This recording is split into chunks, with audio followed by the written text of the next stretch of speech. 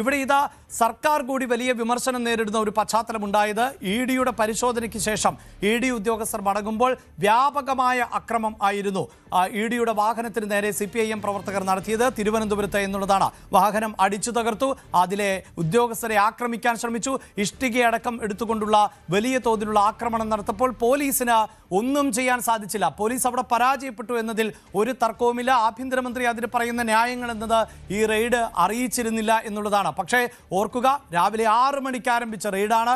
8.5 മണിക്കൂറിന് ശേഷമാണ് ED ഉദ്യോഗസ്ഥർ പുറത്തേക്കിറങ്ങിയത്.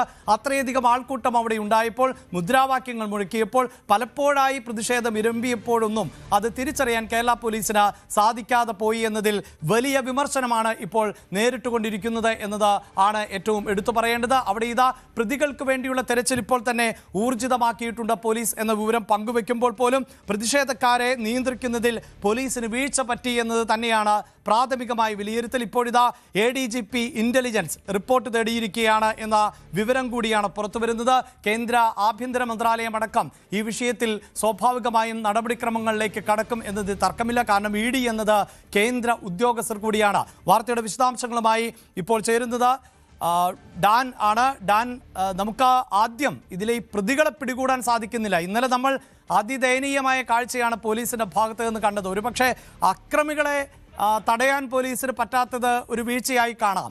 പക്ഷെ അതിനുശേഷം വി ജോയിയെ പോലെയുള്ളവർ പറഞ്ഞത് അത് പിണറായി വിജയന്റെ ഫാൻസ് ആണ്, ആരാധകരാണ് ഈ ആക്രമണം നടത്തിയത് എന്നാണ്. പക്ഷേ അതേ ആരാധകരെ CPIMന്റെ പാർട്ടി ഓഫീസിൽ സംരക്ഷിച്ചത് നമ്മൾ ദൃശ്യങ്ങളിൽ കണ്ടതാണ്.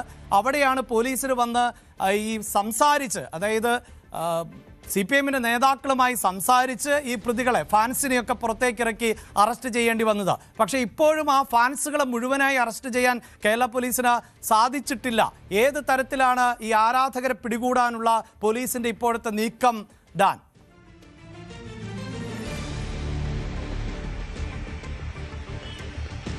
ഇന്നലെ ഈ സംഭവം ഉണ്ടായതിന് പിന്നാലെ തന്നെ പോലീസിന്റെ ഭാഗത്ത് നിന്ന് വലിയ തരത്തിലുള്ള വീഴ്ച സംഭവിച്ചു, സുരക്ഷാ വീഴ്ച സംഭവിച്ചു എന്ന ആക്ഷേപം ഉയർന്നു തുടങ്ങിയതാണ്. പെട്ടെന്ന് തന്നെ തമ്പാനൂർ പോലീസ് സ്റ്റേഷനിലേക്ക് ED ഉദ്യോഗസ്ഥർ എത്തുന്നു. അവരുടെ തകർന്ന വാഹനങ്ങളിൽ തന്നെ അവർ എത്തി നേരിട്ട് പരാതി നൽകുന്നു. അതിന് പിന്നാലെ മ്യൂസിയം പോലീസ് 3 പ്രധാനപ്പെട്ട പരാതികളിൽ, അതായത് ED ജോയിന്റ് ഡയറക്ടറുടെയും അതോടൊപ്പം തന്നെ മറ്റ് 2 CRPF ഉദ്യോഗസ്ഥരുടെയും പോലീസ് ഉദ്യോഗസ്ഥരുടെയും പരാതി ഒരുമിച്ച് വെച്ചുകൊണ്ടാണ് ഭാരതീയ ന്യായ സംഹിതയിലെയും PDPP ആക്ടുമൊക്കെ ചുമത്തിക്കൊണ്ട് 300 പേർക്കെതിരെ കേസെടുക്കുന്ന സാഹചര്യം ഉണ്ടായത്. അങ്ങനെ കേസെടുത്തതിന് പിന്നാലെ തന്നെയാണ് വ്യാപകമായ തിരച്ചിൽ തിരുവനന്തപുരത്തിന്റെ എല്ലാ പ്രധാനപ്പെട്ട മേഖലകളിലും കണ്ടാലറിയാവുന്ന 300 പേർക്കെതിരെ ഈ പരിശോധന ആരംഭിച്ചത്. അതിൽ തന്നെ 4 പേരെ ഇന്നലെ സറണ്ടർ ചെയ്യിക്കുന്ന സാഹചര്യമാണ് ഉണ്ടായത്. അതേസമയം ഇന്ന് പുലർച്ചെ നടത്തിയ പരിശോധനയിൽ വട്ടിയൂർക്കാവ് മ്യൂസിയം പോലീസ് സ്റ്റേഷൻ പരിധികളിൽ നിന്നായി 2 പേർ കൂടി പിടിയിലായി. പക്ഷേ ഇതിൽ പ്രധാനികളെന്ന് പോലീസ് കരുതുന്നത് IP ബിനു, പാളയം സന്തോഷ്, അതോടൊപ്പം ആറ്റുകാൽ ഉണ്ണി തുടങ്ങിയവരാണ്. ഇവർക്ക് വേണ്ടി ഇന്നലെ പുലർച്ചെ വന്ന വീടുകളിലടക്കം പോലീസ് പരിശോധന നടത്തി. പക്ഷേ അവർ വീടുകളിൽ ഉണ്ടായിരുന്നില്ല, ഒളിവിൽ പോയിരിക്കുകയാണ് എന്നാണ് നിലവിൽ പറയുന്ന വിവരം. FIRൽ മാത്രം 3 ലക്ഷം രൂപയുടെ നാശനഷ്ടം വാഹനങ്ങൾക്ക് ഈ അക്രമ സംഭവങ്ങൾക്കിടെ ഉണ്ടായി എന്നാണ് പറയുന്നത്. കൊലപ്പെടുത്തുക എന്ന ലക്ഷ്യത്തോടെയായിരുന്നു വാഹനത്തിനടുത്തേക്ക് അവർ ചീറിയെടുത്തത്. കല്ലും ഇഷ്ടികയും വടിയും ഉപയോഗിച്ച് വാഹനം തല്ലി തകർക്കാനും തങ്ങളെ കയ്യേറ്റം ചെയ്യാനുമുള്ള ശ്രമമാണ് ഉണ്ടായത്. ഇവരെ കൊല്ലണമെന്ന് ആക്രോശിച്ചുകൊണ്ടാണ് വാഹനത്തിനടുത്തേക്ക് ഇവർ എത്തിയതെന്നും FIRൽ കൃത്യമായി തന്നെ പരാമർശമുണ്ട്. അതുകൊണ്ട് തന്നെയാണ് കേന്ദ്ര ഏജൻസിയായ EDയുടെ ഔദ്യോഗിക കൃത്യനിർവഹണം തടസ്സപ്പെടുത്തി ഉദ്യോഗസ്ഥർക്ക് ജീവഹാനി വരുത്താനുള്ള ശ്രമം കൂടി നടത്തിയെന്ന ഗുരുതരമായ വകുപ്പുകൾ ചുമത്തിക്കൊണ്ടാണ് ഈ കേസുകൾ രജിസ്റ്റർ ചെയ്തിരിക്കുന്നത്. ആ ഒരു പ്രതിസന്ധിക്കിടയിലാണ് ഇന്റലിജൻസ് ADGP സ്പെഷ്യൽ ബ്രാഞ്ചിനോട് പോലീസിന് ഏതെങ്കിലും തരത്തിലുള്ള വീഴ്ച ഇതിൽ സംഭവിച്ചിട്ടുണ്ടോ എന്ന വിശദീകരണം റിപ്പോർട്ട് തേടിയിരിക്കുന്നത്. പ്രാഥമികമായി ഇന്റലിജൻസിന്റെ വിലയിരുത്തൽ പോലീസിന് ഗുരുതരമായ വീഴ്ച സംഭവിച്ചുവെന്ന് തന്നെയാണ്.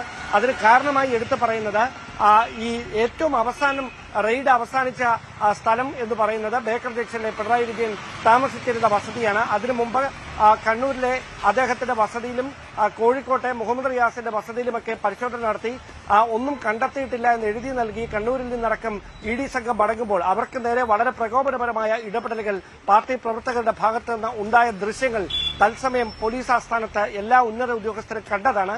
സ്വാഭാവികമായി അപ്പോൾ തന്നെ ഉറപ്പിക്കാൻ മേലായിരുന്നു ഇവിടെ നിന്ന് പരിശോധന കഴിഞ്ഞ് ഇറങ്ങുമ്പോഴും ഇങ്ങനെ പ്രകോപനപരമായ ഒരു സാഹചര്യത്തിലേക്ക് പ്രതിഷേധം കടക്കുമെന്ന കാര്യം. ഇതൊരു പ്രകോപനത്തിന്റെ സാഹചര്യമാണ് എന്ന് തോന്നിപ്പിക്കുന്ന തരത്തിൽ രാവിലെ 11:30ക്കും 12 മണിക്കും ഇടയിലും സമാനമായ തരത്തിൽ കുപ്പികളും ചെരുപ്പുകളും ഉള്ളിലേക്ക് വലിച്ചെറിഞ്ഞുകൊണ്ട് പ്രതിഷേധം കനത്തതാണ്. ഒരു ഉദ്യോഗസ്ഥരുടെ ഹെൽമറ്റ് പുറത്തുനിന്ന് അകത്തേക്ക് വലിച്ചെറിയുന്ന സാഹചര്യം ഉണ്ടായതാണ്. ഇങ്ങനെ പ്രതിഷേധം എല്ലാ സീമകളും കടക്കും എന്നതിന്റെ കൃത്യമായ സൂചനകൾ അവിടെ വെച്ച് നേരത്തെ 3 മണിക്കൂർ മുമ്പ് തന്നെ കണ്ടിട്ടും പിന്നെ എന്തുകൊണ്ട് 2:40 ഈ ഉദ്യോഗസ്ഥർ പുറത്തിറങ്ങിയപ്പോൾ ആ സാഹചര്യം പറഞ്ഞ് മനസ്സിലാക്കി മതിയായ സുരക്ഷ ഒരുക്കാതെ അവരെ ഈ പ്രതിഷേധക്കാർക്ക് നടുവിലേക്ക് തള്ളിയിട്ടത് എന്തിനാണ് എന്നതാണ് ഇന്റലിജൻസിന്റെ ഭാഗത്തു നിന്ന് ഉയരുന്ന സംശയം. അവിടെയാണ് ഇതിന് പിന്നിൽ സംഘടിതമായ ഒരു നീക്കം എവിടെയെങ്കിലും നടന്നിട്ടുണ്ടോ എന്ന സംശയം കൂടി ബലപ്പെടുന്നത്. ഇങ്ങനെയൊരു പശ്ചാത്തലത്തിലാണ് ഇന്റലിജൻസ് ADGP വിശദമായ റിപ്പോർട്ട് തേടിയിരിക്കുന്നത്. കേന്ദ്ര ആഭ്യന്തര മന്ത്രാലയം കൂടി ഈ വിഷയത്തിൽ ഗൌരവമായി ഇടപെട്ടിരിക്കുന്ന ഒരു സാഹചര്യത്തിൽ കുറ്റക്കാർക്കെതിരെ കർശനമായ നടപടികൾ വരുമെന്ന കാര്യം ഉറപ്പാണ്. അങ്ങനെയെങ്കിൽ പോലീസിന്റെ വീഴ്ചയുടെ പേരിൽ ഉത്തരവാദിത്തപ്പെട്ട ഏതെങ്കിലും ഉദ്യോഗസ്ഥർക്കെതിരെ പോലീസ് നടപടി ഈ കാരണങ്ങളുടെ പേരിൽ ഉണ്ടാകുമോ എന്നതിലാണ് വ്യക്തത വരാനുള്ളത്. യെസ്, അതുതന്നെയാണ്. ഒരുപക്ഷെ സുരക്ഷാ വീഴ്ച സംഭവിച്ച സാഹചര്യത്തിൽ ഉദ്യോഗസ്ഥർക്കെതിരെയുള്ള നടപടി തള്ളിക്കളയാനാകില്ല. അതോടൊപ്പം തന്നെ ഈ അക്രമം അഴിച്ചുവിട്ടവർ അവരൊരു അന്വേഷണ സംഘത്തെയാണ് തടഞ്ഞത്. അവർ ശേഖരിച്ചിട്ടുള്ള തെളിവുകളടക്കം നശിപ്പിക്കാനുള്ള ശ്രമങ്ങളുണ്ടായി. അതിനൊക്കെ അപ്പുറത്ത് കൊലവിളിയുമായാണ് ഇവർ ആക്രമിച്ചത് എന്നതാണ്. അതുകൊണ്ട് തന്നെ തീർച്ചയായും ഈ പ്രതികളെ എത്രയും പെട്ടെന്ന് പിടികൂടേണ്ടതായി വരും. മാത്രവുമല്ല, ദേശീയ തലത്തിലടക്കം ഇത് വലിയ തോതിൽ ചർച്ച ചെയ്യപ്പെടുന്ന ഒരു സാഹചര്യം കൂടിയാണുള്ളത്. അതുകൊണ്ട് തന്നെയാണ് ഈ വിഷയത്തിൽ രാഷ്ട്രീയമായ പ്രതിരോധം തീർക്കാൻ ഇന്നലെ തന്നെ CPIM തീരുമാനിക്കുകയും അത്തരം പ്രതിഷേധങ്ങൾ നമ്മൾ കാണുകയും ചെയ്തത്. ഇപ്പോൾ